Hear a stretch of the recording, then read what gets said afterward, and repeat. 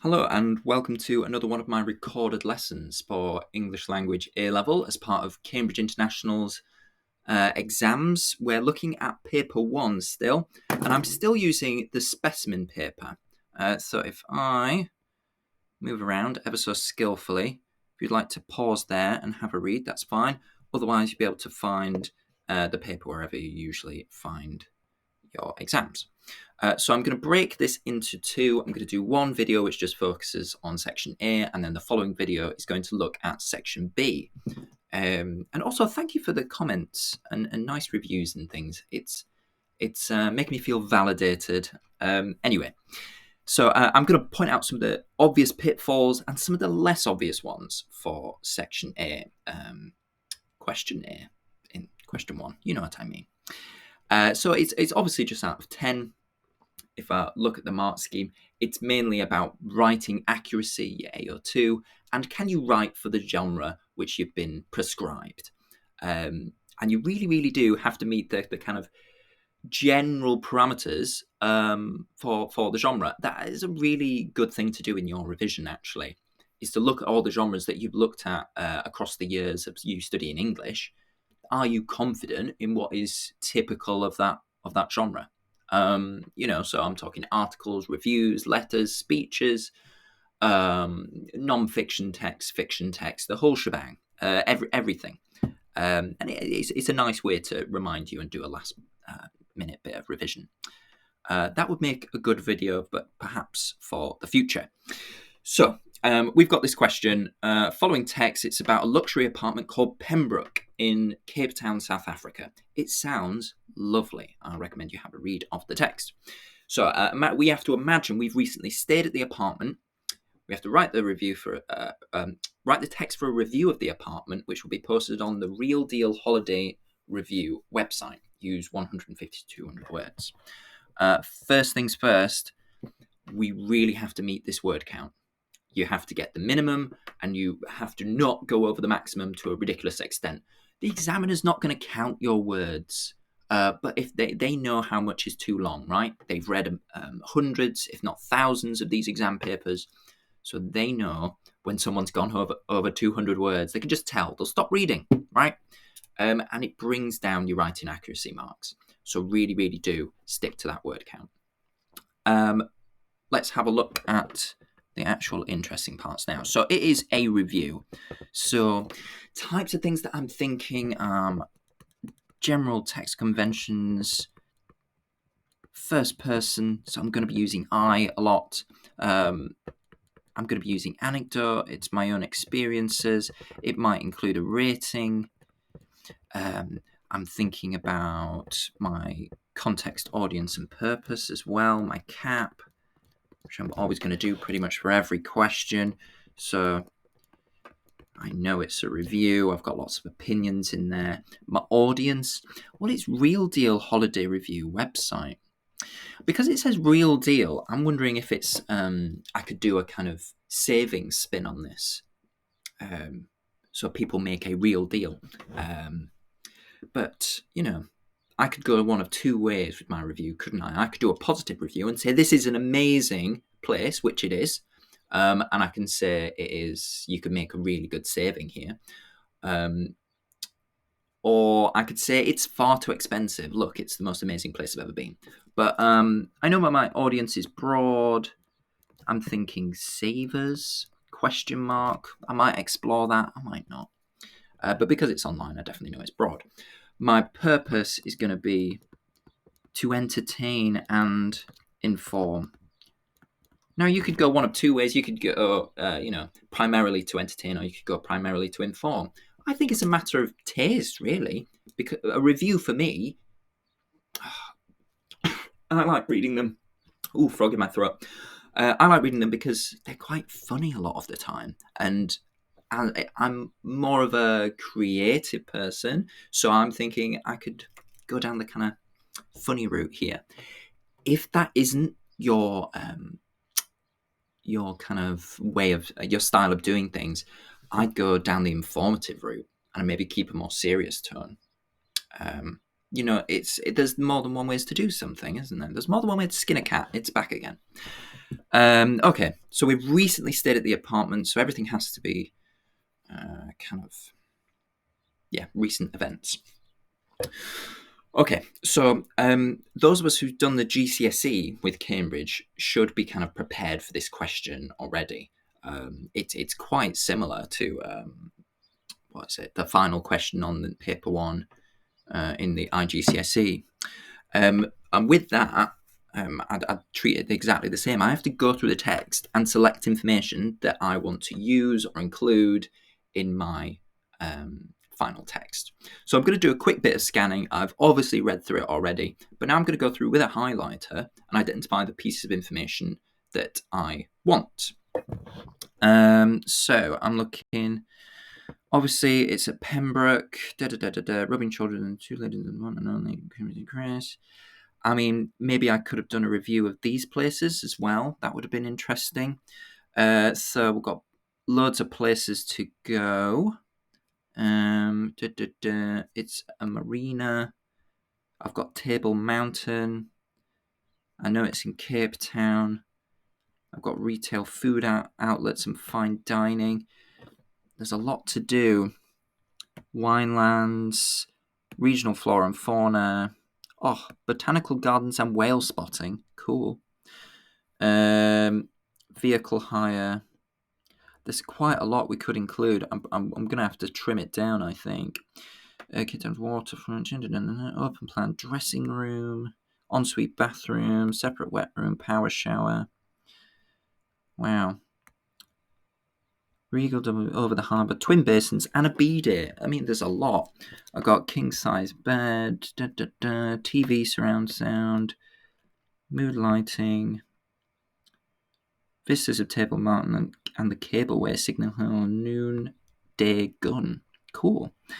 Private keep out. So I've got good weather, fully equipped kitchen, sheer perfection. Stone services. I've got some details about what it looks like here.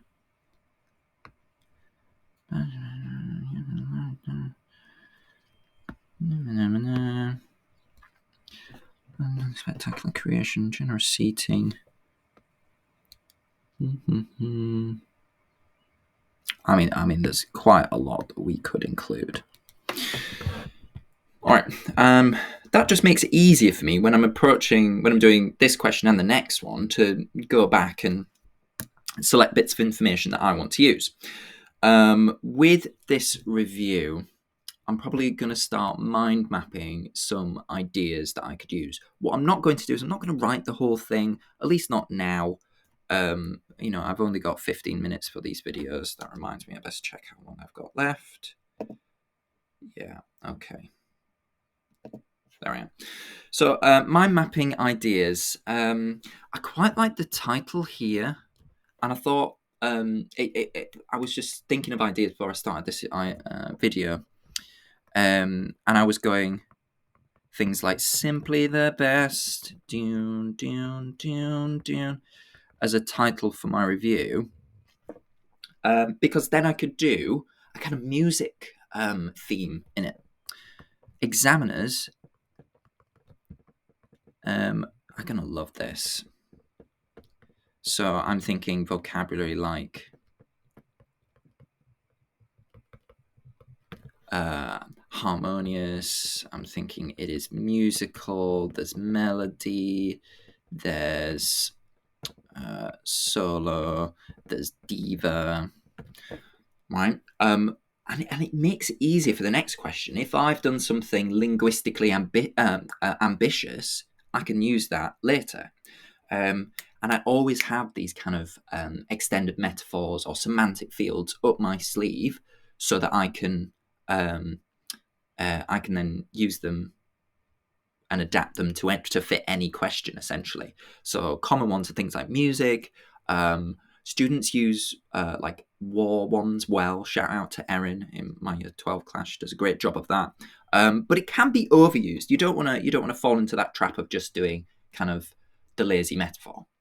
the difference between a full marker and, someone who gets good marks is you're able to use those extended metaphors, semantic fields well. Fine, that'll get you some good marks. But can you use them naturally? Does it not sound forced? Is it not overly cheesy? Then that's going to get you the full marks. And that's the skill of the writer. So anyway, so I was thinking, doing a nice little Tina Turner music-inspired thing. Yeah, and I like this little metaphor in the original text. Pembroke is an oasis, which I'll bring up in my analysis, but I could play on that as well. I could do things like escape the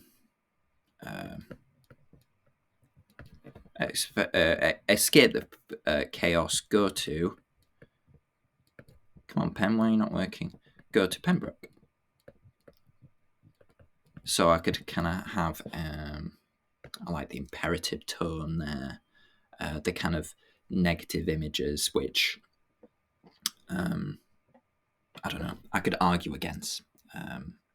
I could kind of play with the kind of peaceful imagery in the original text and then go, I want some peace and quiet. I want to escape the chaos. There's a bit too much in my own text, if that makes sense. I feel like I've not done a good job of explaining that. What else could we do? We could do... I always find playing with puns works quite well in a review, something like that. Especially in a more playful style of text where I'm not being so serious, which I think I can be in a review. In a letter where you don't know who you're writing to, do not include a pun. Please do not do that. So I'm going to do something. If it ain't Pembroke, don't fix it. I mean, isn't that cheesy? But I came up with it earlier and I just thought, yeah, I'm going to put that in my video.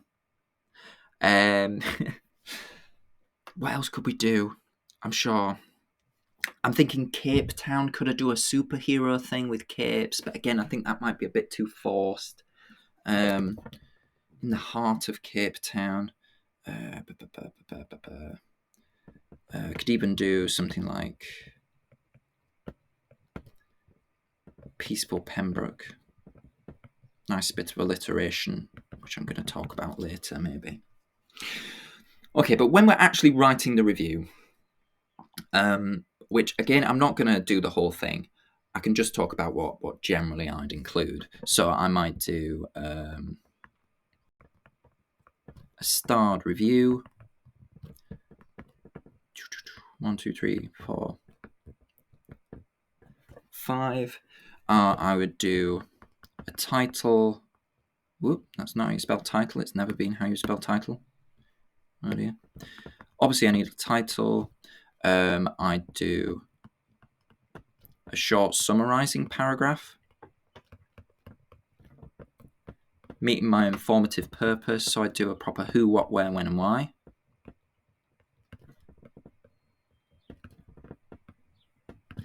Thinking about it being on the real deal, I might do a cost summary.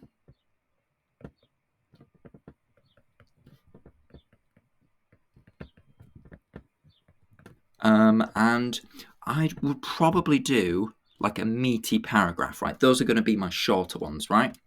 And in my chunkier one, I'm going to do maybe first impressions. And I might only focus on one aspect. Maybe 2 aspects. And that's going to be a difference from the main text, which is really... It does talk about a lot. When I was picking out details earlier, I was thinking, there's too much to include here in 150 to 200 words. Maybe the examiner's done that on purpose, to try and trip us up just a little bit. So we have to think smarter, don't we? But those are the things that I would include. For my next video, I'm going to go away and write this, so you'll be able to see what it would look like. What I would not do is submit that to your teacher. Your teacher doesn't want to know how I do it. They want to know how you do it. And yours is probably going to be better than mine because it's going to be in your voice. I'm going to write it in my voice and what I want.